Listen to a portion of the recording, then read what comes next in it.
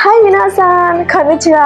ඉතින් අදත් ඔයාලව ගොඩාක් ආදරෙන් පිළිගන්නවා සකුරා ලංකා අපේ channel එකට. එන්න එහෙනම් අපි අදත් ලස්සන අලුත් පාඩමක් ඉගෙන ගමු.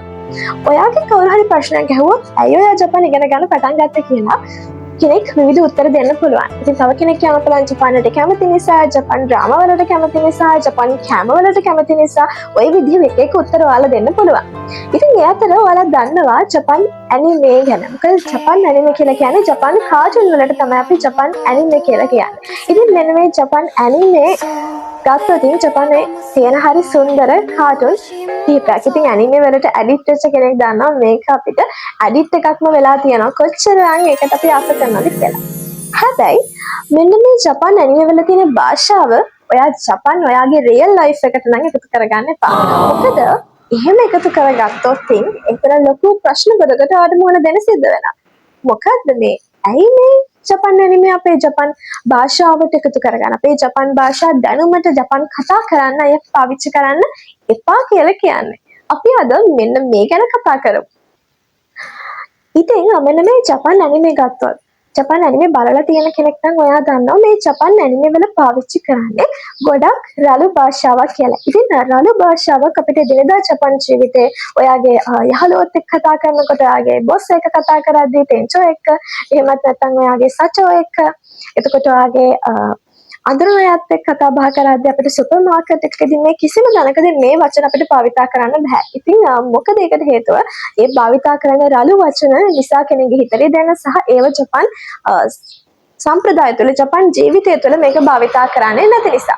ඉතින් මම අද ඔයාලට හිතුවා මේ වගේ වචන කිහිපයක් ඔයාලට අද කියලා දෙන්න ඕනේ කියලා. මෙතන පළවෙනි වචනේ තමයි ඔයාලා දානවා ඔමායේ කියන වචනේ. ඔයාලා ගොඩක් ඇනිමේ බලන කෙනෙක් නම් මේක අහලා ඇති. ඔමායේ කියලා කියන. ඉතින් මේ ඔමායි කියන එක තේරුම ගත්තත් උඹ ඊළඟට ඔයා කියන එක ගොඩක් රළු ස්වරූපයක් තමයි තියෙන්නේ. ඉතින් මේක සාමාන්‍ය අපිට කෙනෙකුට ඔයා කියලා කියන්න ඔමායි කියලා පාවිච්චි කරන්න බෑ. එහෙනම් අපිට ඒ කෙනාට කතා කරන්න අනතා එහෙමත් නැත්නම් ඒ කෙනාගේ නමත් එක්ක සන් උදාහරණයක් ගත්තොත් අපි කතා කරනවා තනකට එහෙනම් තනකසන් ඔය විදිහට ගෞරවාර්ථ කරලා කතා කරන්න පුළුවන්. එහෙනම් වන්න පළවෙනි වචනේ තමයි ඔමායි කියලා කියන්නේ. දෙවෙනි එක තමයි අපි පාවිච්චි කරනවා සාමාන්‍යයෙන් ආච්චි කෙනෙකුට වයසක ආච්චි කෙනෙකුට කියනවා ඒවල ගොඩාක් බබා කියලා තමයි කියන්නේ. නමුත් ඒක සාමාන්‍ය ජීවිතේ අපි පාවිච්චි කරන්නේ ඔබා සන් කියලා. ගෞරව කරලා කතා කරන්න අපි මෙන්න මේ ඇනිමේ වල තියෙන වචන වෙනුවට ඔබා සන් කියලායි භාවිතා කරන්නේ. ඊළඟ ඇනිමේ වල රියල් ජපනීස් ගත්තොත් තුන්වෙනි වචනේ තමයි තාත්තා. අපි තාත්තට සාමාන්‍යයෙන් ඇනිමේ වල පාවිච්චි කරනවා ඔයාජී කියලා. ඔයාලා අහලා තියෙක ඔයාජී. ඔයාජී කියන එක සාමාන්‍යයෙන් අපි ඉදිරියදා ජපාන ජීවිතේදී භාවිතා කරන්නේ නැහැ. මේක ගොඩක් අර වයසක කෙනා වයසක පුද්ගලයා වගේ අදහසක් තමයි තියෙන්නේ. ඉතින් කාටවත් තාත්තා කෙනෙක්ට අපිට ඔයාජී කියලා කියන්න බෑ. අපි ඒ වෙනුවට කියන්න පුළුවන් චිචි කියන්න පුළුවන් තමන්ගේ තාත්තා නම්. එහෙමත් නැත්නම් වෙන කෙනෙක්ගේ තාත්තා සහ ගෞරව කරලා කතා කරනවා නම් ඔතෝසන් කියලා කියන්න පුළුවන්. ඊළඟ අපි ඉගෙන ගන්න හතරවෙනි වචනේ. සාමාන්‍යයෙන් ඇනිමේ වල ඔයාලා අහලා ඇති කෑම කනවට කියනවා කුරු ඊළඟට මෙෂි කියලා. ඉතින් මේ දෙක අපි සාමාන්‍යයෙන් රියල් ජපනීස් රියල් අපේ ජපාන් කතා කරද්දී භාවිතා කරන්නේ සාමාන්‍යයෙන් කියලා අපි කනවා කියන්නේ තබෙමාස් එහෙනම් ගොහංගෝ තබෙමාස් කියලා අපිට කියන්න පුළුවන් කනවා කියලා.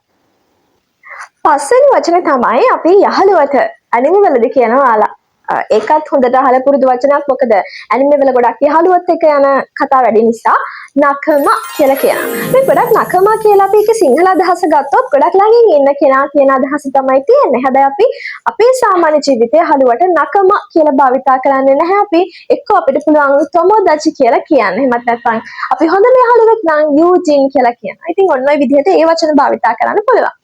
ඊළඟ දේ තමයි අපි ඔයාලා තව අහලා තියෙනවා ඇති නනි නන්දේ.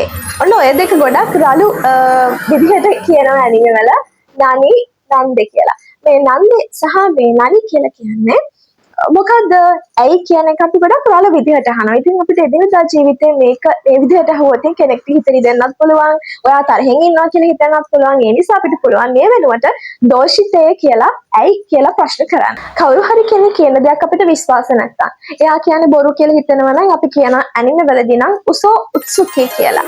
එතනදී බොරුකාරයා කියන අදහසත් ඒ වචනේ තියෙනවා. ඉතින් ඒ නිසා අපිට එදිනදා ජීවිතේ කාට හරි උසෝ උත්සුකේ කිව්වොත් ඒක න අපෙන් තරහ වෙලා කතා නොකර මේ තත්ත්වයටපත් වෙන්නත් පුළුවන්. ඒ නිසා අපිට ඒ වෙනුවට එයාගේ අදහස වැරදි කියලා එයාට කියන්න ඕන නම් සොරි වච්චිගයිමස් කියලා කියන්න පුළුවන්. ගෞරවණීය විදිහට ඒක වැරදි. මම හිතනවා ඒක මොන හරි ප්‍රශ්නයක් තියනවා කියලා. අන්න ඒ විදිහට ඒක අපිට ප්‍රතිචාර විදිහට දක්වන්න පුළුවන්. ඉතින් ගොඩක් අපි කතා බහ කරනකොට නියමයි ඒක නම් සුපිරි කියලා කියන සුගෝයි කියන වචනේ ගන්න.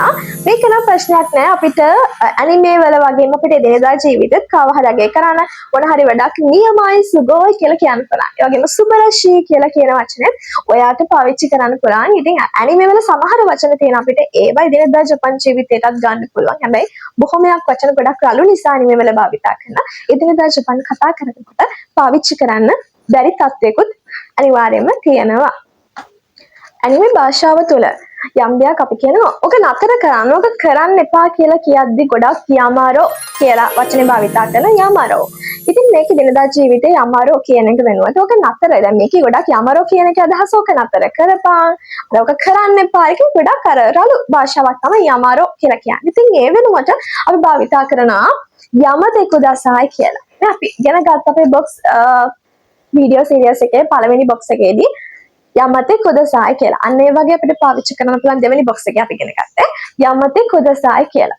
ඊළඟට අනිත් කොටසට ගියොත් අපි කියනවා මේ විදිහට කෑ ගහන්න එපා නිශ්ශබ්ද වෙන්න කියලා කියන්නේ දමාරේ. දමාරේ කියලා ඔයාලා දන්න වචනයක් දමාරේ. ඉතින් මේ දමාරේ කියන එක ඇනිමේ වල භාවිතා කරලා එදිනෙදා ජීවිතේ අපිට මේ වෙනුවට භාවිතා කරන්න පුළුවන්.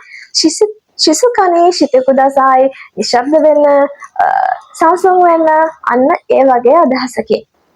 ඔයාලට මේකෙන් කියන්නේ ඇනිමේ බලන එක නතර කරනවත් ඒ වචන ඔයා ඔළුවට දාගන්න එපාවත් කියන එක නෙමෙයි.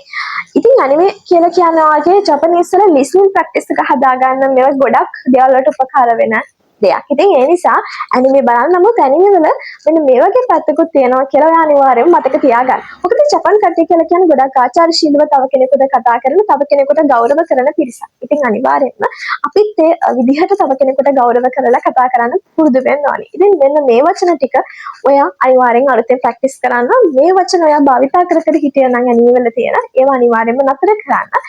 මේ වගේ ගෞරවාන්විත වචන ඒ වෙනුවට භාවිතා කරන්න පුරුදු වෙන්න. තවත් දවසක මේ වගේ අලුත් කරුණු වීඩියෝ එකකින් හම්බෙමු. ගිහින් යනවා. සයනරා.